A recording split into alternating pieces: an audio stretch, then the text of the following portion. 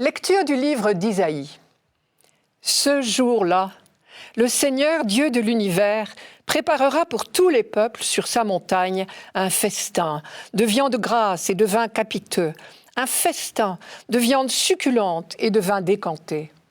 Il enlèvera le voile de deuil qui enveloppait tous les peuples et le linceul qui couvrait toutes les nations.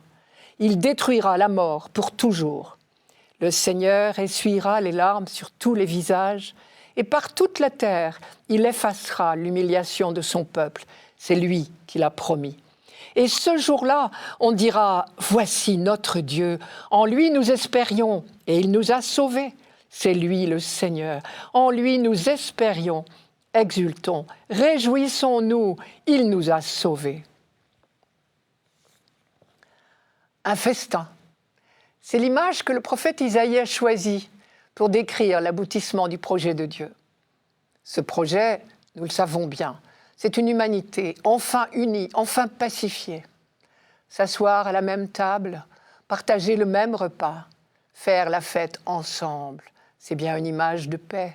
Ce jour-là, le Seigneur, Dieu de l'univers, préparera pour tous les peuples sur sa montagne un festin de viande grasse et de vin capiteux, un festin de viande succulente et de vin décanté.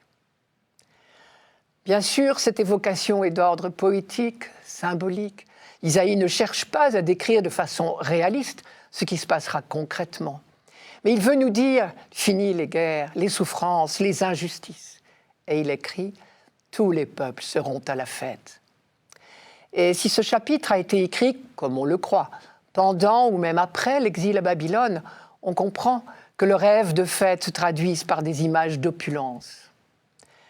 On ne sait pas exactement quand ce texte a pu être écrit, mais il est clair que c'est dans une période difficile. Si le prophète juge utile de proclamer « en ce jour-là, on dira « voici notre Dieu, en lui nous espérions, il nous a sauvés », il faut se dire qu'il cherche à remonter le moral de ses compatriotes. Et il faut traduire « allez mes frères, dites-vous que dans quelque temps vous ne regretterez pas d'avoir fait confiance. Et je vais vous dire, moi, la fin de l'histoire. Nous marchons lentement, mais sûrement vers le jour de la paix définitive. Vous allez pouvoir redresser la tête. » Je note au passage que les promesses du salut ne sont pas réservées au seul peuple d'Israël. Le festin préparé sur la montagne est pour tous les peuples, vous l'avez entendu. Ce jour-là, le Seigneur, Dieu de l'univers, préparera pour tous les peuples sur sa montagne un festin de viande grasse et de vin capiteux, un festin de viande succulente et de vin décanté.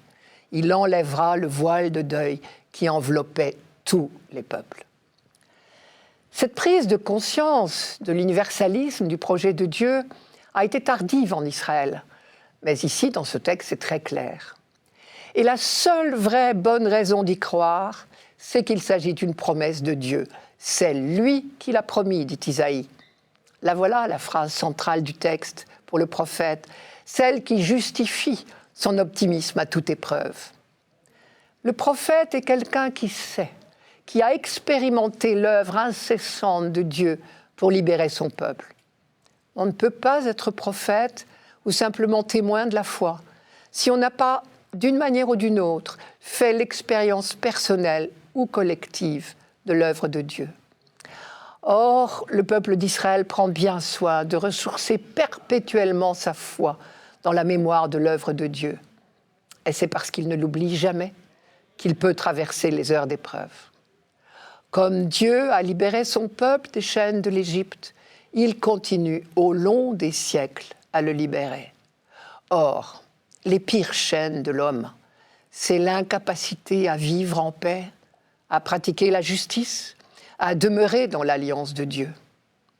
Si Dieu pousse son œuvre jusqu'au bout, et Isaïe ne doute pas qu'il le fera, viendra le jour où tous les peuples vivront en paix et dans la fidélité à l'alliance, car c'est lui, le Seigneur, qui l'a promis. Reste une phrase difficile. Il détruira la mort pour toujours. Difficile, précisément parce qu'elle semble trop claire. Il détruira la mort pour toujours. Quand nous lisons cette phrase aujourd'hui, nous sommes tentés de la lire à la lumière de notre foi chrétienne du XXIe siècle. et donc de prêter au prophète des pensées qui n'étaient pas les siennes. Dieu seul sait évidemment ce qu'Isaïe avait dans la tête. Mais très certainement, ce n'est pas encore ici une affirmation de la résurrection, au sens chrétien du terme. Le peuple d'Israël a peu à peu découvert, dès avant le Christ, la foi en la résurrection de la chair, mais très tardivement, bien après que le livre d'Isaïe ait été définitivement mis par écrit. Alors de quelle mort parle Isaïe ? Parle-t-il de mort physique ou de mort spirituelle ? De mort individuelle ou de mort collective, c'est-à-dire la disparition du peuple d'Israël ? Pour l'homme de la Bible, on le sait, la mort biologique individuelle fait partie de l'horizon. Elle est prévue, inéluctable, mais pas triste, quand elle intervient normalement, au soir d'une longue vie comblée. Pour l'individu, la seule mort que l'on craint, c'est la disparition prématurée d'êtres trop jeunes ou la mort brutale, à la guerre par exemple. Isaïe évoque peut-être cela ici. Cela voudrait dire alors, il n'y aura plus jamais de mort brutale ou de mort prématurée. Le 3e Isaïe dit exactement cela. Peut-être le prophète pense-t-il également à la mort spirituelle, car parfois dans la Bible, on parle de mort et de vie dans un sens qui n'est pas biologique. Pour le croyant de cette époque-là, vivre pleinement, c'est vivre sur la terre en alliance avec Dieu. Aujourd'hui, on dirait en communion avec Dieu. Et alors, ce qui est appelé mort, c'est la rupture d'alliance avec Dieu. Et donc, ce qu'Isaïe entrevoit, c'est le jour où on vivra en paix avec Dieu et avec soi-même. Les forces de mort seront détruites, la haine, l'injustice, la guerre. 3e hypothèse, peut-être Isaïe ici ne parle-t-il pas d'abord des individus. Il parle du peuple, dont la déchéance présente ressemble à une mort programmée. Grâce à sa foi dans les promesses de Dieu, Isaïe sait que ce peuple renaîtra. Depuis la résurrection du Christ, en tout cas, la mort biologique a changé de visage.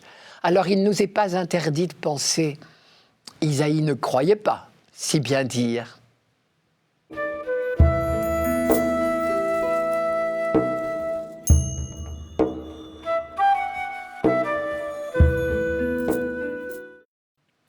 Psaume 22. Le Seigneur est mon berger, je ne manque de rien. Sur des prés d'herbes fraîches, il me fait reposer. Il me mène vers les eaux tranquilles et me fait revivre. Il me conduit par le juste chemin pour l'honneur de son nom. Si je traverse les ravins de la mort, je ne crains aucun mal, car tu es avec moi. Ton bâton me guide et me rassure. Tu prépares la table pour moi devant mes ennemis. Tu répands le parfum sur ma tête. Ma coupe est débordante. Grâce et bonheur m'accompagnent tous les jours de ma vie. J'habiterai la maison du Seigneur pour la durée de mes jours. Ce psaume 22-23, nous le connaissons bien pour avoir chanté « Le Seigneur est mon berger, rien ne saurait me manquer ». Ce psaume a un petit air bucolique, tout à fait trompeur en fait.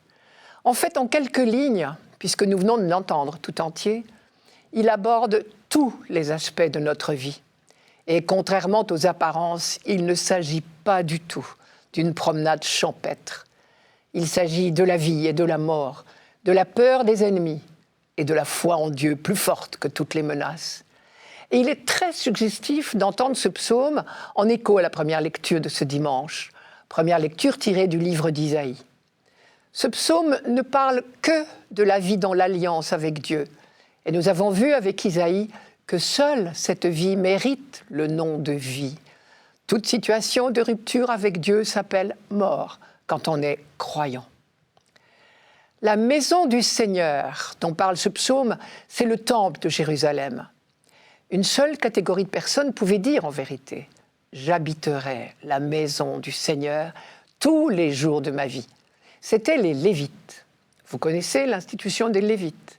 D'après le livre de la Genèse, Lévi est l'un des 12 fils de Jacob, ces 12 fils qui ont donné leur nom aux 12 tribus d'Israël. Mais la tribu de Lévi a depuis le début une place à part. Au moment du partage de la terre promise entre les tribus, cette tribu n'a pas reçu de territoire pour être entièrement voués au service du culte. On dit que c'est Dieu lui-même qui est leur héritage. Les Lévites vivaient dispersés dans les villes des autres tribus et ils vivaient des dîmes qui leur étaient versées et ils montaient chaque année à Jérusalem à tour de rôle pour assurer leur service. À Jérusalem, ils étaient consacrés au service du temple et ils le gardaient nuit et jour. Et ce psaume évoque donc la joie qui habite le Lévite dont la vie tout entière est consacrée à Dieu. Grâce et bonheur m'accompagnent tous les jours de ma vie. J'habiterai la maison du Seigneur pour la durée de mes jours. Mais en réalité, si on parle du Lévite, c'est pour mieux exprimer l'expérience du peuple tout entier. Comme le Lévite a un sort particulier au sein du peuple d'Israël, de la même manière, Israël a un sort particulier au milieu des nations. C'est le mystère du choix de Dieu qui a élu ce peuple précis sans autre raison apparente que sa souveraine liberté. Chaque génération en Israël s'émerveille à son tour de ce choix, de cette alliance proposée. Vous connaissez cette phrase du Deutéronome, je cite, « Interroge donc les jours du début, ceux d'avant toi, depuis le jour où Dieu créa l'humanité sur terre. Interroge d'un bout à l'autre du monde. Est-il rien arrivé d'aussi grand? A-t-on rien entendu de pareil? À toi, il t'a été donné de voir. » C'est au livre du Deutéronome, chapitre 4, verset 32. À ce peuple précis, choisi librement par Dieu, il a été donné d'entrer le premier dans l'intimité de Dieu. Bien sûr, pas pour en jouir égoïstement, mais pour ouvrir la porte aux autres. En définitive, comme Isaïe nous l'a rappelé, c'est l'humanité tout entière qui entrera dans l'intimité de Dieu. Nous le lisons dans la première lecture de ce dimanche. Le festin sur la montagne de Dieu est préparé pour tous les peuples. Ce festin dont parle Isaïe, on en avait déjà un avant-goût dans les repas de communion qui suivaient les sacrifices d'action de grâce au temple de Jérusalem. Ce repas prenait les allures d'une joyeuse festivité entre amis avec une coupe débordante dans l'odeur des parfums. Vous reconnaissez là les termes du psaume. « Tu prépares la table pour moi, tu répands le parfum sur ma tête, ma coupe est débordante. » Il reste que, pour l'instant, historiquement, quand on chante ce psaume au temple de Jérusalem, ce n'est encore qu'un avant-goût du bonheur promis pour la fin des temps. Il faut encore affronter bien des épreuves. Au sein de ces épreuves, il n'y a pas d'autre refuge que la confiance. Alors on recourt à une autre image. Israël est comparé à une brebis. Son berger, c'est Dieu. On retrouve là un thème habituel dans la Bible. Dans le langage de cour du Proche-Orient, les rois étaient couramment appelés les bergers du peuple. Le prophète Ézéchiel a repris cette image. Il parlait des bergers d'Israël. Et tout le monde comprenait qu'il s'agissait des rois. Or, depuis les rois Saül et David, le peuple a eu de multiples bergers, dont bien peu ont été de bons bergers selon les vues de Dieu. Dieu seul mérite vraiment le nom de berger attentif aux besoins véritables de son troupeau. Le Seigneur est mon berger. Je ne manque de rien. Sur des prés d'herbes fraîches, il me fait reposer. Il me mène vers les eaux tranquilles, là où rien ne manque. Et même quand il traverse les ravins de la mort, comme dit le psaume, le peuple d'Israël sait que le Seigneur, comme un berger, mène vers des eaux tranquilles et le fait revivre. Car il y a bien d'autres dangers sur le long chemin de l'histoire. Ce sont les multiples ennemis. Mais quoi qu'il arrive, le peuple ne craint rien. Dieu est avec lui. Je ne crains aucun mal. Tu es avec moi. Ton bâton me guide et me rassure. Tu prépares la table pour moi devant mes ennemis. Cette tranquille assurance du croyant s'appuie sur toute son expérience de la sollicitude de Dieu pour son peuple depuis tant de siècles. Les jours de découragement, on répète les paroles d'Isaïe. Ce jour-là, sous-entendu à la fin des temps, on dira « Voici notre Dieu, en lui nous espérions, et il nous a sauvés. »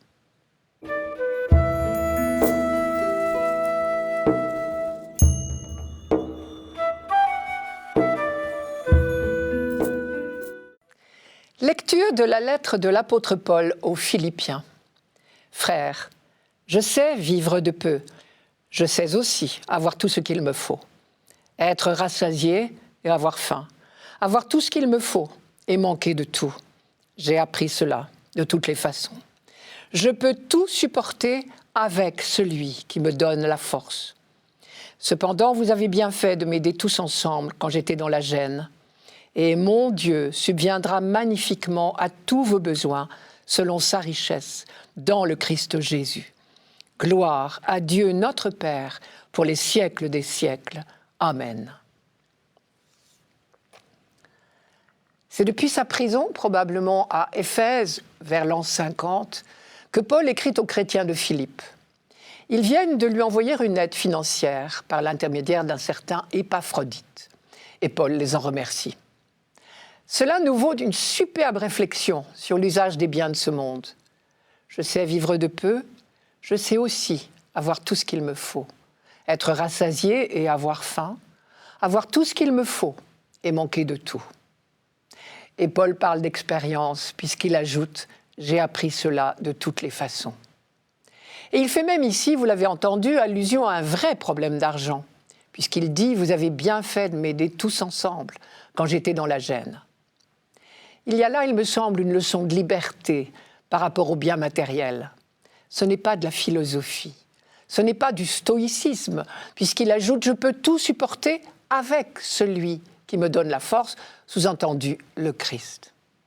En même temps, Paul n'a ni fausse honte pour accepter une aide bienvenue, ni fausse pudeur pour parler d'argent. La vraie liberté par rapport à l'argent ne consiste pas à faire semblant de ne pas en avoir besoin ou envie. Il serait indécent vis-à-vis de tous les pauvres de la terre d'afficher de l'indifférence pour les biens matériels quand on a la chance de ne pas en manquer. Si on regarde bien, la Bible propose tout un enseignement sur l'usage des richesses. On peut retenir 3 points principaux. Premièrement, les richesses sont une chance. Elles méritent bien leur nom de richesse. Deuxièmement, elles peuvent aussi devenir un risque, une pauvreté.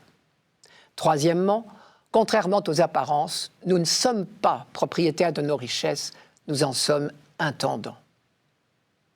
Premièrement, les richesses sont une chance, elles méritent bien leur nom de richesse.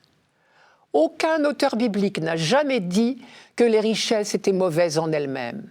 Bien au contraire, puisque la prospérité est reconnue comme un don de Dieu. Comme le dit Coëlette ou l'Ecclésiaste, « Tout homme à qui Dieu donne richesse et ressources et à qui il a laissé la faculté d'en manger, d'en prendre sa part et de jouir de son travail, c'est là un don de Dieu. » Coëlette, chapitre 5, verset 18. Deuxièmement, les richesses peuvent aussi devenir un risque, une pauvreté. Et cela de 2 manières. D'abord, la richesse amassée pour elle-même devient un esclavage. Nul ne peut avoir 2 maîtres, on le sait bien. Et si la Bible fustige ceux qui accumulent des biens matériels, c'est d'abord parce qu'ils y perdent leur liberté. Par exemple, le livre du Deutéronome dit du roi « Il ne devra pas posséder un grand nombre de chevaux. Il ne devra pas non plus avoir un grand nombre de femmes et dévoyer son cœur.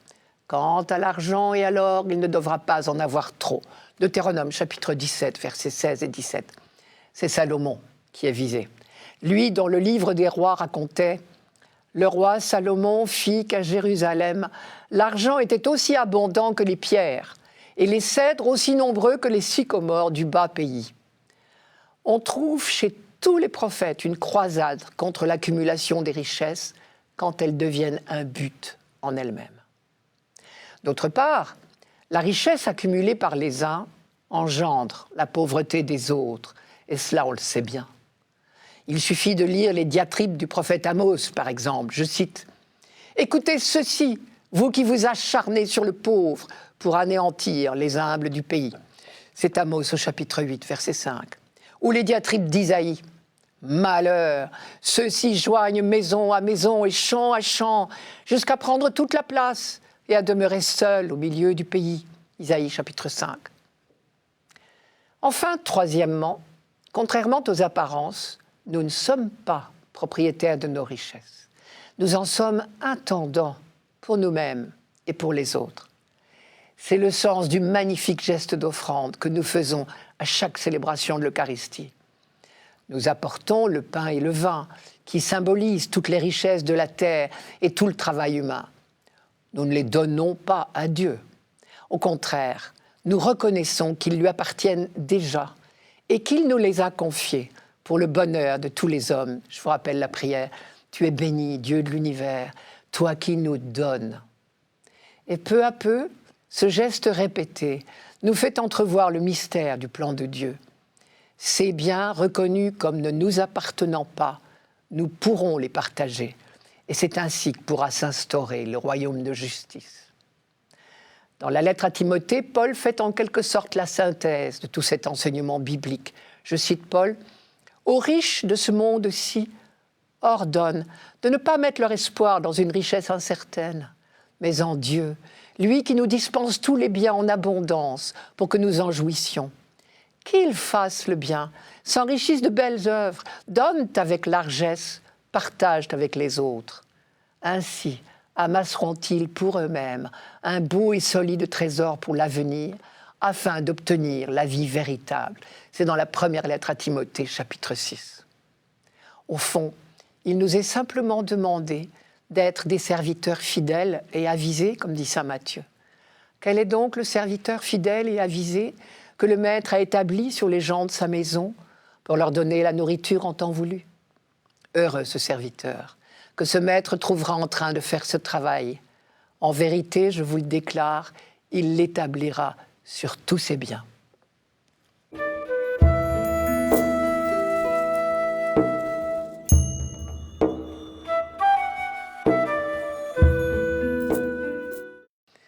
Évangile de Jésus-Christ selon saint Matthieu. Jésus disait en parabole, « Le royaume des cieux est comparable à un roi qui célébrait les noces de son fils. Il envoya ses serviteurs pour appeler à la noce les invités, mais ceux-ci ne voulaient pas venir. Il envoya encore d'autres serviteurs dire aux invités, « Voilà, mon repas est prêt, mes bœufs et mes bêtes grasses sont égorgés, tout est prêt, venez au repas de noces. » Mais ils n'en tinrent aucun compte et s'en allèrent, l'un à son champ, l'autre à son commerce. Les autres empoignèrent les serviteurs, les maltraitèrent et les tuèrent. Le roi se mit en colère. Il envoya ses troupes, fit périr les meurtriers et brûla leur ville. Alors il dit à ses serviteurs, « Le repas de noces est prêt, mais les invités n'en étaient pas dignes. Allez donc aux croisées des chemins, tous ceux que vous rencontrerez, invitez-les au repas de noces. » Les serviteurs allèrent sur les chemins, rassemblèrent tous ceux qu'ils rencontrèrent, les mauvais comme les bons, et la salle de noces fut remplie de convives. Le roi entra pour voir les convives. Il vit un homme qui ne portait pas le vêtement de noces et lui dit « Mon ami, comment es-tu entré ici sans avoir le vêtement de noces ?» L'autre garda le silence. Alors le roi dit aux serviteurs « Jetez-le, pieds et poings liés, dehors dans les ténèbres, là où il y aura des pleurs et des grincements de dents. Certes, la multitude des hommes est appelée, mais les élus sont peu nombreux. » Voici deux paraboles qui se suivent et ne se ressemblent pas. Celle de l'invitation au repas de noces et celle du renvoi de l'homme qui ne portait pas la robe de noces. Certains pensent que ces deux paraboles n'étaient peut-être pas liées à l'origine. Il serait contradictoire d'exiger une tenue de cérémonie de quelqu'un qu'on a ramassé sur la route. Mais si Matthieu les juxtapose volontairement, c'est qu'il y a un enseignement à tirer de ce rapprochement. Donc je les prends l'une après l'autre. Un roi célébrait les noces de son fils. Ce n'est pas n'importe quel roi, puisque d'entrée de jeu nous sommes prévenus, il s'agit du royaume des cieux. Cette seule expression nous suggère donc irrésistiblement qu'il s'agit de l'alliance entre Dieu et l'humanité, alliance qui s'accomplit en Jésus-Christ. Lui-même, dans les évangiles, se présente comme l'époux.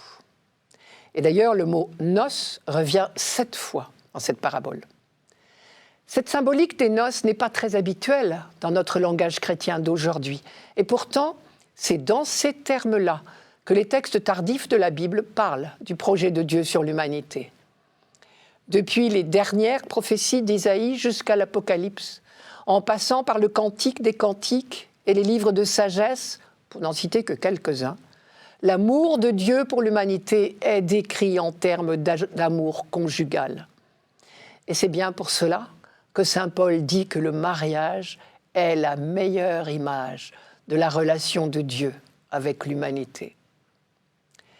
Mais dans l'Ancien Testament, il était clair que cette annonce et l'accomplissement du salut universel de l'humanité passaient par Israël. Le peuple élu était en mission pour toute l'humanité. Et c'est dans ce sens qu'on a appris à lire la fameuse phrase de Dieu à Abraham « En toi seront bénies toutes les familles de la terre ». Pour reprendre la comparaison de la noce, on dira que les Juifs étaient les premiers invités à la noce. Et le Maître comptait sur eux pour élargir ensuite l'invitation et faire entrer derrière eux toute l'humanité. Mais on sait la suite. La grande majorité des Juifs a refusé de reconnaître en Jésus le Messie. Dans la parabole, ils sont représentés par ces invités qui refusent de venir à la noce et vont jusqu'à maltraiter les serviteurs qui venaient les chercher. Que va-t-il se passer ? Dans la parabole, les serviteurs remplissent la salle de convives, invités à la dernière minute. Dans la lettre aux Romains, Paul commente en disant que ce refus d'Israël non seulement ne va pas faire obstacle à la noce, mais va même favoriser l'entrée de tous les peuples dans la salle du festin.